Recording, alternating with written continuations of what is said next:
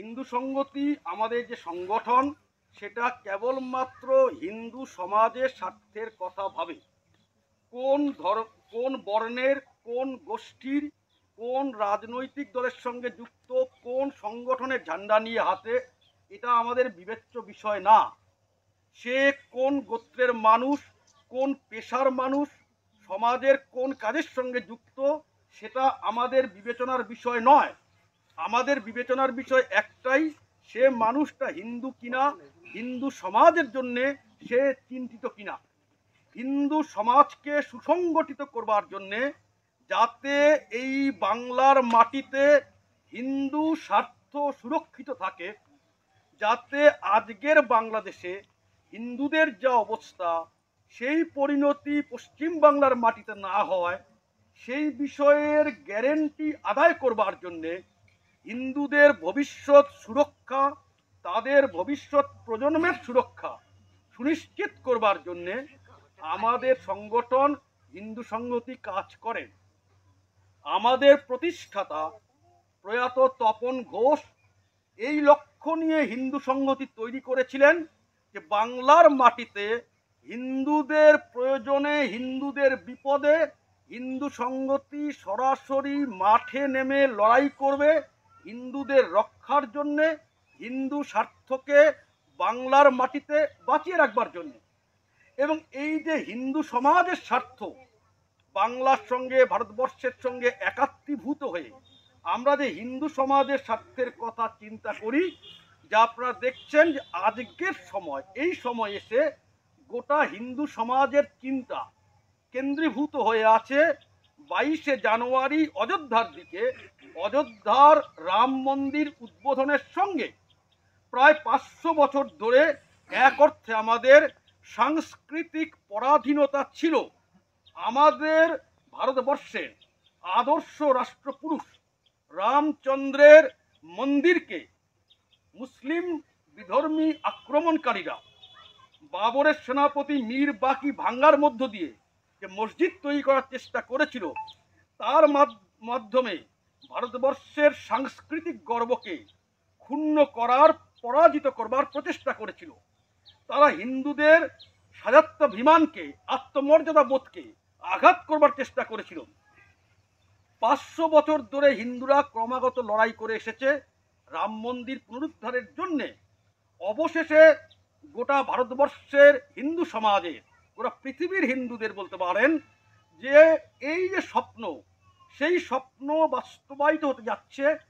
আগামী 22শে জানুয়ারি অযোধ্যায় শ্রীরামচন্দ্রের জন্মস্থানে সুরম্য সুশোভিত রাম মন্দির উদ্বোধনের মধ্য দিয়ে আমরা হিন্দু সংহতি ওই 22 তারিখ পর্যন্ত যত কর্মসূচি করছি, সব ওই রাম মন্দির উদ্বোধনকে কেন্দ্র করে, সেই অভিমুখে রামচন্দ্রকে আমরা ভারতবর্ষের আদর্শ রাষ্ট্রপুরুষ মনে করি। যখন রামচন্দ্রের রাজ্যাভিষেক হতে যাচ্ছে, তিনি যুবরাজ পদে অভিষিক্ত হবেন, তখন তাকে শোনানো হলো যে তাকে 14 বছরের জন্য বনবাসে যেতে হবে। যিনি রাজা হতে যাচ্ছেন তিনি যাবেন বনবাসে। মহর্ষি বাল্মীকি রামায়ণে লিখছেন, এই কথা শুনবার পরে রামচন্দ্র বিন্দু মাত্র দুঃখিত হলেন না। সুত্তা ন বিব্বথে রাম। রামচন্দ্র বনে গেলেন। সবাই রামায়ণ অল্প বিস্তর পড়েছেন, কৃত্তিবাস ওঝার রামায়ণও অনেকে পড়েছেন, যে চবন ঋষির পুত্র দস্যু রত্নাকর ডাকাতি করিত বনের ভিতর। এই রামচন্দ্র যখন যুদ্ধ করছেন শেষ দিকে রাবণের সঙ্গে, তখন রামচন্দ্র কতটা বীর ছিলেন সেটা বোঝাতে গিয়ে ঋষি বাল্মীকি লিখছেন যে একদিন রাবণের অশ্ব, ধনুক, সারথি, মুকুট, বর্ম সব কেটে নিয়ে রামচন্দ্র তাকে বলছেন যে তুমি আজকে বাড়ি যাও, আজ আমি তোমাকে বধ করব না। তুমি অনেক বীর বানরদের হত্যা করেছো, তুমি আজ ক্লান্ত। প্রজাহি জানামি রণার্দিত সত্যম। কালকে আবার নতুন অশ্ব, নতুন ধনুক, নতুন মুকুট, নতুন রথ নিয়ে আসো, আর তখন যুদ্ধক্ষেত্রে আমার শক্তি, আমার বলবীর্য আরেকবার ভালো করে দেখতে পারবে। তদা বলং প্রেক্ষোষিমে রথস্থ। এই যে আদর্শ রাষ্ট্রপুরুষ রামচন্দ্র পিতৃসত্য পালনে বনে যাওয়া, স্ত্রীকে উদ্ধার করবার জন্য যুদ্ধ করা, বনবাসী আদিবাসী সমাজের সব সম্প্রদায়ের মানুষকে, সব গোষ্ঠীর মানুষকে, সমাজের একেবারে নিচের স্তর পর্যন্ত মানুষকে সঙ্গে নিয়ে সৈন্যবাহিনী তৈরি করে অযোধ্যায় লঙ্কায় গিয়ে পৌঁছানো, সেখানে দেবী চণ্ডীর অকালে বোধন করা, রাবণকে পরাজিত করা, রাবণকে বধ করা। আর তারপর বলছেন, যখন তাকে সবাই বলেছিলেন যে আপনি তাহলে লঙ্কায় থেকে যান, স্বর্ণলঙ্কায়, তিনি বলছেন না, এই স্বর্ণলঙ্কা আমার কাছে আদৌ রুচিকর নয়, কারণ অযোধ্যায় আমি ফিরতে চাই কেন? জননী এবং জন্মভূমি স্বর্গের চেয়ে গরীয়সী, জননী জন্মভূমিশ্চ স্বর্গাদপি গরীয়সী।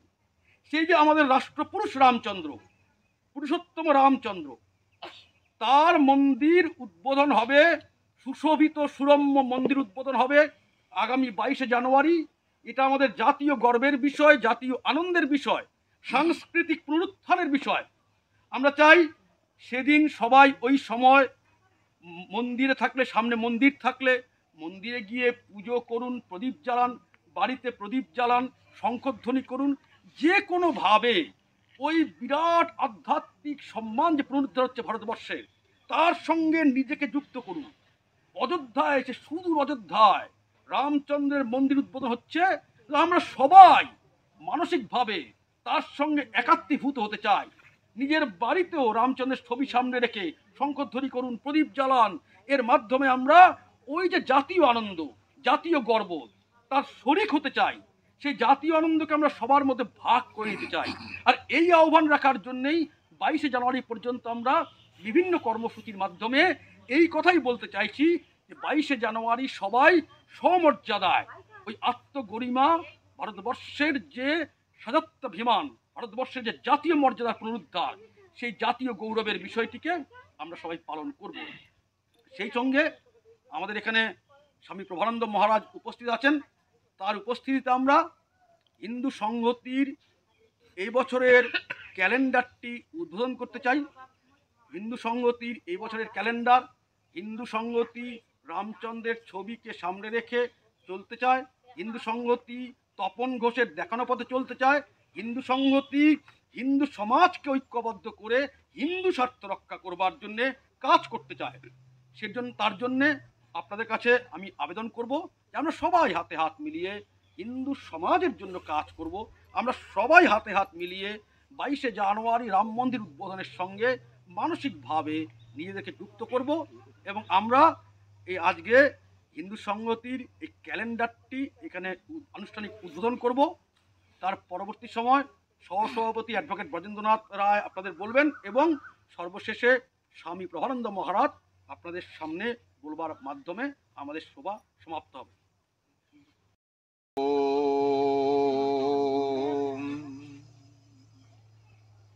सर्वधर्मान् परित्यज्य मामेकं शरणं व्रज अहम ताम সর্বপাপেভ্যো মোক্ষয়িষ্যামি মা শুচি। এটা হচ্ছে গীতার কথা। মায়ের গীতা পড়ে তো নাকি গো? গীতা কয়েকদিন আগে 24শে ডিসেম্বর লক্ষ্যকণ্ঠে গীতা পাঠ হয়ে গেছে ব্রিগেডে। ওটা মিডিয়া টিডিয়া সব ছিল, দেখেছে হয়তো, এখান থেকে অনেকে গিয়েছিল সিঙ্গুর থেকে, তো মঞ্চে ছিলাম সেই হিসাবে। যখন কোনো সমস্যা হবে গীতার যে কোনো একটা